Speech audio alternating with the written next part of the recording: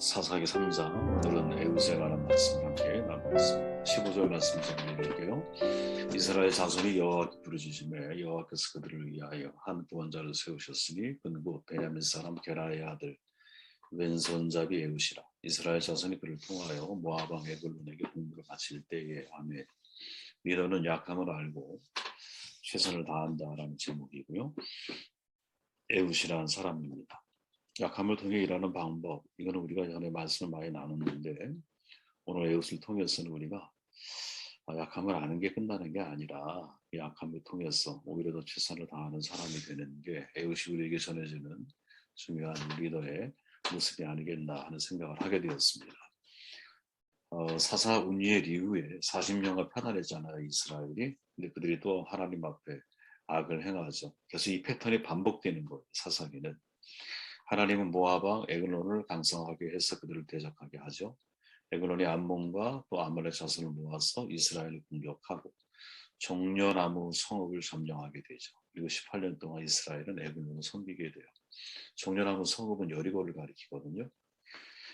저도 여리고는 가봤는데 이 여리고 성을 왜 먼저 점령했을까? 이유는 간단해요. 거기는 되게 지하수 같은 거죠. 이렇게 물이 굉장히 많아요. 그리고 무화과, 오렌지 같은 과일이 아주 풍성하게 열리는 비옥한 땅이 지리적으로 요단강 일대의 군사 요충지였기도 했기 때문에 그 여리고라고 하는 장소가 사실 에글론의 입장에서는 굉장히 중요한 전략적 요충지였던 거죠. 하나님은 에글론을 통해서 실은 여리고 성의 그 풍요로운 땅, 그 땅을 빼앗기게 하는 거잖아요. 풍요로움 속에서 하나님을 잊으면 그 풍요로움마저 잃어버리게 될 것을 경고하고 계신 거죠. 가장 좋은 삶이 뭐냐? 하나님과 함께하는 삶인 거예요. 하나님 우리에게 허락하신 아름다운 자연 속에서 하나님 없이 아름다움을 느끼는 게 아니라 그 아름다움 속에서 하나님의 선하심을 느끼며 살아가는 것이 사실은 신앙에게 중요한 태도가 아니겠나? 눈앞에 보이는 풍요로움 때문에 축복의 근원 되시는 하나님을 잃어버리면 안 된다라는 거죠. 에글론이 이스라엘을 지배할 때 등장한 인물이 바로 이제 에훗이에요. 에훗. 사사 에훗을 통해서 하나님이 전하는 교훈이 뭘까? 질문을 가지고 말씀을 좀 더 깊이 들어가 보면 15절 우리가 읽었던 바로 그 말씀이고요. 약함을 통해 일하는 방법을 배우라는 거죠. 여러분 이제 에훗이 베냐민 지파의 후손이잖아요. 근데 이 베냐민의 뜻은 오른손의 아들이에요. 근데 에훗은 왼손의 아들이거든요. 되게 이제 아이러니하죠. 오른손의 아들 중에 왼손의 아들이 후손으로 태어난 거야. 근데 실은 이제 베냐민 지파에서 에훗이 사사로 세움 입은 것은 그런 점에서 되게 아이러니한데 이때 이 왼손잡이라고 번역된 왼손의 아들로 번역된 이 히브리어는 이 단어가 중요하기 때문이라고 한번 눈으로라도 한번 기억을 해보시길 바래요. 이시 이테르 야드 예미노라고 하거든요. 이 문장에서 이테르는 두 가지로 해석이 가능해요. 하나는 장애고 하나는 양쪽이라는 뜻이에요. 서로 완전히 다른 해석인데 서로 다른 메시지를 전해준다라는 점에서 사실은 우리가 번역해야 할, 주목해서 번역을 해야 할 그러한 단어거든요. 이쉬라고 하는 말은 남자란 말이죠. 여자는 이시아라 그러잖아요. 그죠? 이쉬, 이테르는 묶이다 혹은 못 쓴다 이런 뜻이고 여민어는 오른손이라는 뜻이에요. 쉽게 말하면 오른손을 못 쓰는 남자 혹은 오른손이 묶여있는 남자. 그래서 보통 성경학자들이 에훗이 오른손이 불구인 남자로 이해를 해요. 여러분 성경에 보면 베냐민 지파 가운데는 특별하게 이상하게 왼손잡이 용사가 많았거든요. 대략 한 700명가량 정도 있었다 그래요. 사실은 이 왼손잡이를 사용한다는 것은 특별한 게 아니라는 거지. 근데 왜 에훗이 특별하게 성경에 에훗 왼손잡이라고 표현을 하고 있느냐.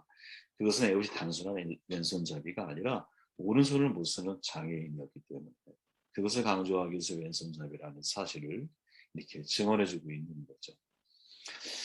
에훗이 오른손 장애인이라는 사실을 증언해주는 뒷받침들이 우리가 성경 그 짧은 구절이지만 읽어보면 그 속에서 발견할 수 있죠. 16절에 보니까 에훗이 길이가 한 규빗 되는 좌우에 날선 칼을 만들어 그의 오른쪽 허벅지 옷 속에 차고 한 규빗은 여러분 손끝에서 마디까지니까 대략 한 45cm 정도 된다라고 생각하면 되죠.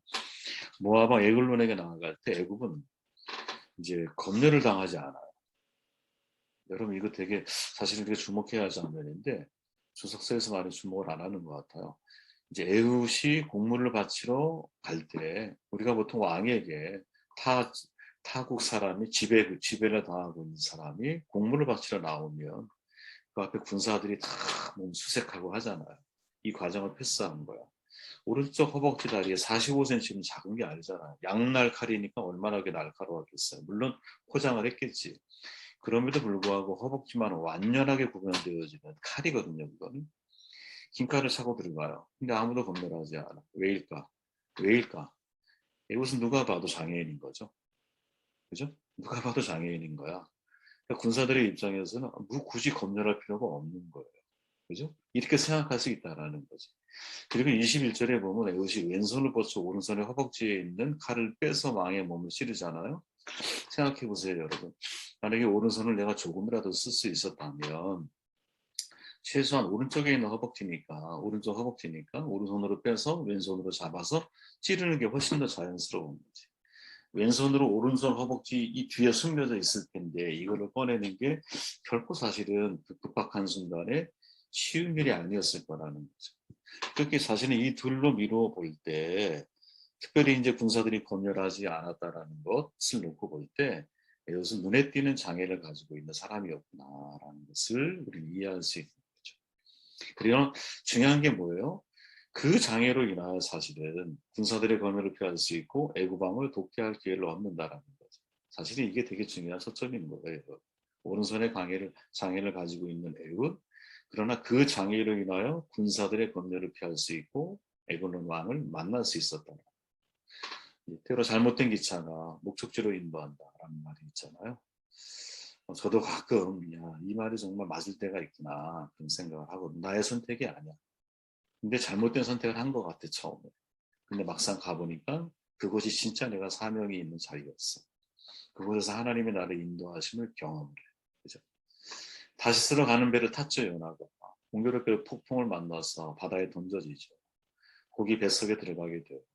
참 그가 무슨 생각을 했을까요? 잘못된 선택이었던 거지.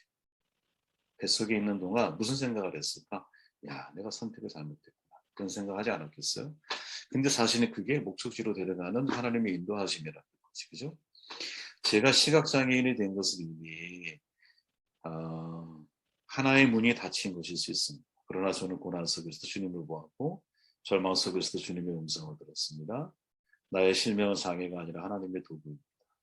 장애인과 비장애인 간의 교량 역할을 하는 도구입니다. 또한 장애인 지하를 통해 국제 이해와 우호 증진의 도구가 되기도 합니다. 하나님께서 나에게 주신 사명의 도구로 인하여 내가 나의 실명에 감사하고 이를 적극적으로 활용하다가 주님이 부르시는 그날 기쁘게 가리라고 다짐해 봅니다. 어디서 많이 들어본 이야기죠. 이후 조시 부시 행정부 때 장애위원회 정책 차관보를 역임했던 맹인이죠, 맹인. 강영호 박사님이 자기의 신앙을 고백한 내용 중에 일부를 제가 소개해 드립니다. 바로 이런 거죠, 여러분. 리더는 내 약점이 알아요, 뭔지. 근데 이 약함이 하나님의 사역의 통로가 될 수 있다는 사실을 믿는 거지. 뒤집어 말하면 약함을 통해서 일하는 방법을 배워가는 사람이거든요. 오른손의 장애로 인하여 에글론한테 간 거야, 여러분. 만약에 그가 정상적인 사람이었다면 허벅지에 찬 칼을 어떤 방법으로는 그가 들통이 날 수 있었을 확률이 훨씬 더 높은 거죠, 사실은. 그런데 그 장애로 인하여 사람들 앞에, 왕 앞에 진출해 나아갈 수 있었기 때문에 사실 그 속에서 이스라엘 이루에 내가 할 수 있는 일이 무엇인지를 발견하게 되는 거죠. 자, 본문은 같은 본문이고 두 번째는 뭐냐? 아까 제가 말씀드렸잖아요. 이시테르의 아들 예미노라고 하는 이 표현을, 오른손의 아들이라고 하는 이 표현을 여러분 이제 우리가 가슴에 새겨야 돼. 왜 그러냐면 실은 이 문장만큼 해석하기 까다로운 문장이 성경에 그렇게 별로 없어요. 물론 여러 개 있지만 그렇게 많지는 않아. 근데 이 문장이 왜 까다롭냐면 이테르라고 하는 히브리어 뜻을 정확하게 알 수 없기 때문에 그래요. 물론 일반적인 번역에서 아까 제가 말했잖아요. 이테르를 장애 못 쓴다 뭐 이런 의미로다가 해석을 했지만 보다 정확하게 말하면 이것은 단 한 번밖에 사용된 적이 없기 때문에 그 의미를 확인하기가 쉽지가 않다. 남자는 남자인데 오른손이 이태한 남자, 오른손이 이태한 남자라는 식으로 해석을 해야 맞는 거예요. 왜? 이 뜻을 정확한 뜻은 우리가 알 수 없기 때문에. 보통 여러분 언어학에서 하펙스 리고메논이라고 하는 말이 있어요. 보통 줄여서 하펙스라고 보통 말을 하는데 이제 단 한 번 나온 표현, 혹은 너무나 표현이 드물어. 그래서 그 단어의 뜻을 정확하게 알기가 쉽지 않은, 이게 바로 이테르라고 하는, 이 이테르가 하펙스 레고메논이라는 뜻이거든요. 그러니까 이 단어가 나올 때는 어떻게 해석을 해야 할까? 사실은 가장 좋은 방법은 뭐냐면, 이게 히브리어 구약 성경임을 감안할 때, 그죠? 히브리인들 사이에서 이태리의 용법이 어떻게 사용되어 왔는지를 찾아내야 돼요. 그 쉬운 게 아니라는 거지. 예를 들어 우리나라가 각 지역의 방언들 의미를 찾으려면 언어학자가 다 지역을 돌아다니면서 그 단어가 어떤 용법으로 사용되어졌는지를 확인하는 과정을 거치잖아요.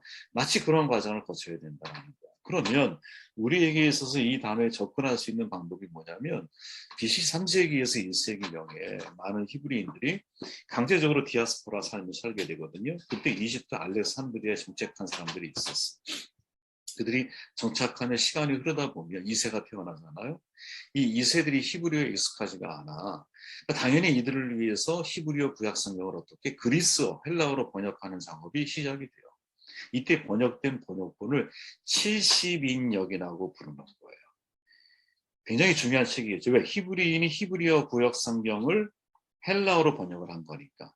가장 히브리다운 메시지와 내용을 이해를 그 내용 속에 포함시켜 놨을 거라는 거지. 그러면 70인역에서 이 표현을 뭐라고 말하느냐? 암포테로 텍시오스라는 단어를 선택을 해요. 암포테로이가 뭐냐? 양쪽이란 뜻이야. 텍시오스는 뭐냐? 오른손을 뜻해요. 그러니까 합치면 무슨 말이에요? 두 손 모두가 오른손인 사람이다. 더 쉽게 말하면 양손잡이라는 거죠. 그죠? 엠베데스터라고 그러잖아요. 보통 양손잡이라고 그러잖아요. 두 손을 자유롭게 오른손처럼 쓸 수 있는 양손잡이라는 거지. 여러분, 전 세계 양손잡이가 0.1%래요. 0.1%를 넘어본 적이 별로 없나 봐.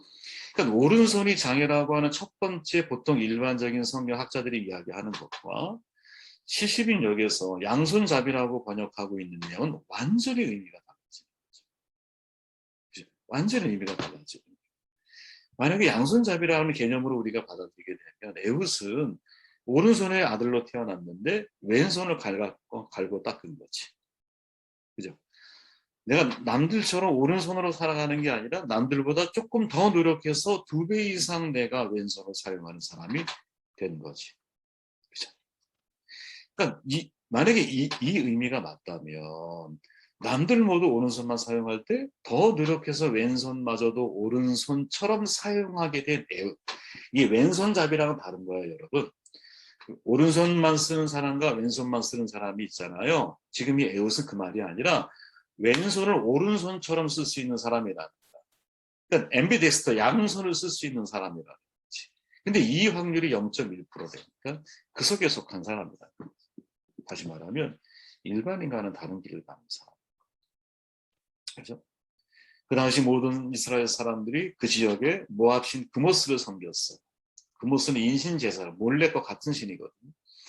그들과 다른 하나님과 동행하는 길을 누가? 에웃이 선택을 하지. 에웃의 뜻이 뭐냐면 영광이 어디 있느냐, 힘이 어디로부터 오느냐, 이런 뜻을 가지고 있어.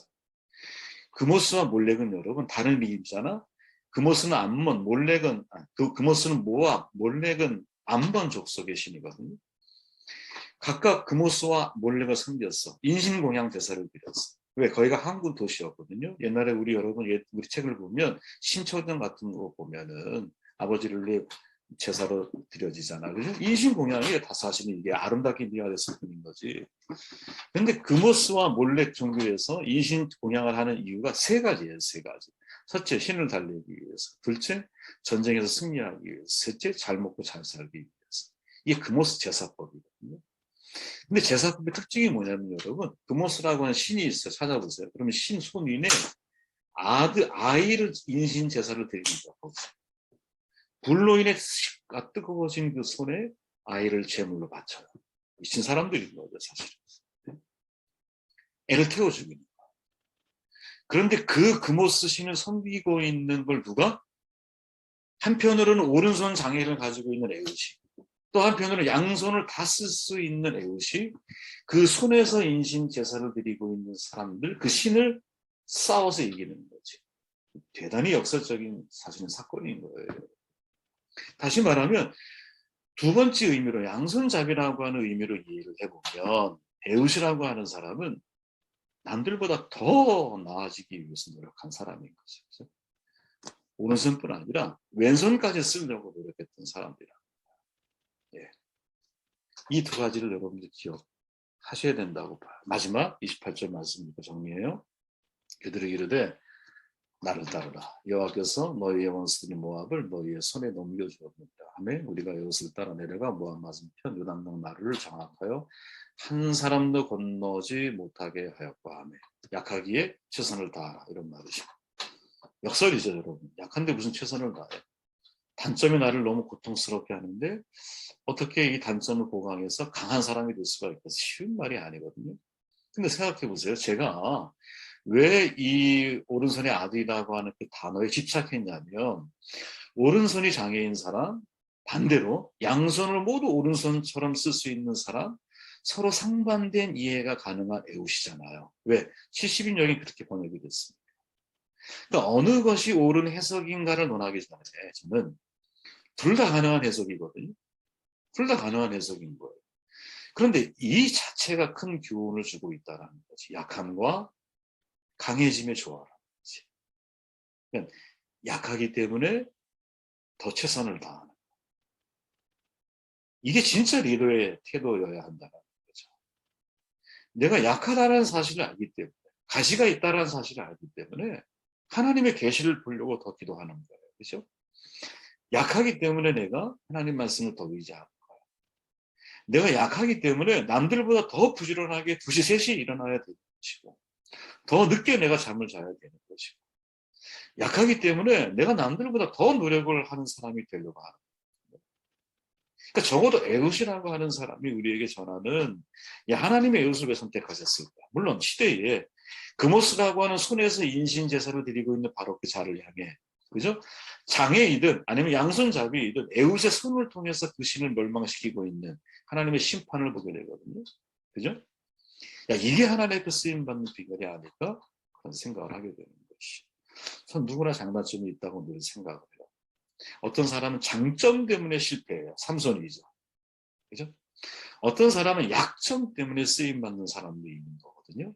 그게 에웃이고 그게 삼가일 수 있고 또 수많은 옛날에 소사사라고 불려진 많은 사람들이 다 그런 사람일 수 있어요. 근데 신기한 건 뭐냐면 에웃처럼 여러분 서로 상반되잖아요. 장애와 양손잡이가 어떻게 일치해. 서로 상반된 서로의 어떤 번역인데 가만히 이 둘을 생각하고 묵상하다 보면 신기하리만치 이 두 서로 반대편에 서 있는 게 연결이 되더라는 거야. 어떻게 약하게 최선을 다하는 사람들. 에웃의 이야기에서 가장 많이 나오는 표현 가운데 하나가 손이에요. 손, 야드라고 그래요. 히브리어로. 오른손의 아들에서 왼손잡이 혹은 양손잡이의 에웃이에요. 그죠? 그리고 왼손으로 오른쪽 허벅지에 있는 칼을 빼요. 그리고 이스라엘 손에 모압을 넘겨주신 하나님이라고 보게 돼요. 손이라는 단어가 계속 반복되고 있는 거예요. 그러니까 이 에웃의 이야기에서 손을 반복하는 의도는 드러나 있지 않아. 그런데 미루어 짐작해 보면 성경에서 매우 흔하게 사용하는 게 하나님의 손이거든요. 그때 뜻이 뭐예요? 하나님이 도우신다. 하나님이 보호하신다. 하나님이 너를 잡고 인도해 가신다. 이런 뜻이지. 누구의 손을 의지하고 있느냐. 이게 정말 중요한 이 에웃이 우리에게 던지는 본인인데 제가 아까 반복적으로 얘기 드렸지만 금오스와 몰렉에서 번제 제사를 드릴 때 인신제사라고 그랬잖아요. 손 위에 제물을 바친다니까. 그런데 똑같은 그 손의 의미를 가지고 하나님이 에웃을 통해 누구? 에글론을 죽이는 거예요. 그러니까 진짜 너희들을 돕고 너희들을 인도하고 너희들을 이끌 손이 누구인지를 아느냐. 너희들의 운명을 결정하는 게 누구인지 아느냐. 힘이 어디에서 나오는지 아느냐. 금오스가 아니야. 몰렉이 아니야. 하나님의 손에서 나오는 거야. 이게 에웃이라고 하는 사람 자체가 우리에게 전해지는 중요한 메시지가 아닐까 생각을 해보게 되죠. 에웃이 마지막에 이렇게 말하잖아요, 여러분. 주말에 천천히 읽어보시고요. 빨간 글씨, 여호와께서 너희 대적 모압 사람을 너희 손에 붙이셨느니라. 이 말에 에웃의 신앙이 담겨 있죠, 그죠? 에웃은 여러분 이게 왜 중요한 고백이냐면 내가 모압 왕을 죽였다. 에글론을 죽였다라고 말하지 않아요. 하나님이 모압 사람들을 우리 손에 붙이셨다 이렇게 말을 해요. 이거를 신학적으로는 호스메 사상이라고 해요. 무슨 말이냐? 일은 내가 한 거야. 그런데 하나님이 주신 것처럼 받아들이고 이해하는 거예요. 이게 진짜 신앙이에요. 일은 내가 한 거야. 근데 내가 하지 않았다라는 것을 누가 알아요? 에웃이 알아. 왜? 군사 검열에 의하면 잡힐 수 있었어. 근데 안 잡혔어. 네. 그가 양손잡이였던 오른손 장애가 있었던 간에 어떤 형태이든지 간에 검열에 안 걸려서 에글론 왕을 독대하는 자리로 나를 세우신 것은 내가 한 일은 칼을 들어 찔러버 죽인 것밖에 없는 거야. 그 모든 과정 속에 누가 하나님 역사하신 거야. 이 호스메 사상이 있는 거야. 이 호스메 사상을 가지고 있는 사람이 사사로서 영적 리더로서 훌륭한 리더가 아니겠는가 생각을 해보게 됩니다.